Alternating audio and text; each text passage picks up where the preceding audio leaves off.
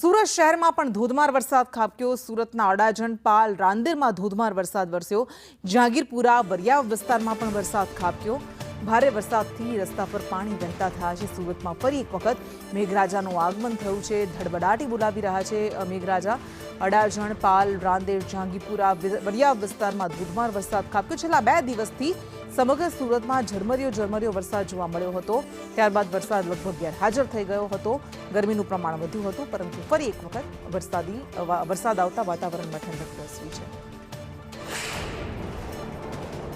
સુરત શહેરમાં ફરી મેઘરાજાનું આગમન થયું છે। શહેરના અલગ અલગ વિસ્તારોમાં મેઘરાજા મન મૂકીને વરસી રહ્યા છે। શહેરના અડાજણ, પાલ, રાંદેર, જહાંગીરપુરા, વરિયાવ અને વગેરે વિસ્તારોમાં વરસાદ વરસી રહ્યો છે। જે રીતે હવામાન વિભાગ દ્વારા આગાહી કરવામાં આવી હતી, તે જ પ્રમાણે સુરત શહેરમાં ફરી પાછી મેઘરાજાનું આગમન થયું છે।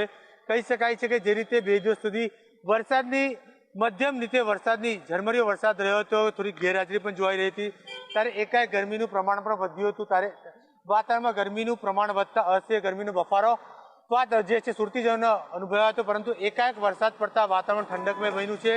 લોકોને ક્યાંક ને ક્યાંક ગરમીથી રાહત મળી છે, ક્યાંક ને ક્યાંક કહી શકાય છે। ત્યારે હવામાન વિભાગ દ્વારા આગામી 4 દિવસ સુધી સુરત સહિત દક્ષિણ ગુજરાતમાં ધોધમાર પડશે તેવી આગાહી કરવામાં આવી છે। તે જ પ્રમાણે સમગ્ર સુરત શહેરમાં મેઘરાજા મન મૂકીને વરસી રહ્યા છે। કેમેરામેન અજીત પટેલ સાથે જયેન્દ્ર પાંડે, સંદેશ ન્યૂઝ, સુરત।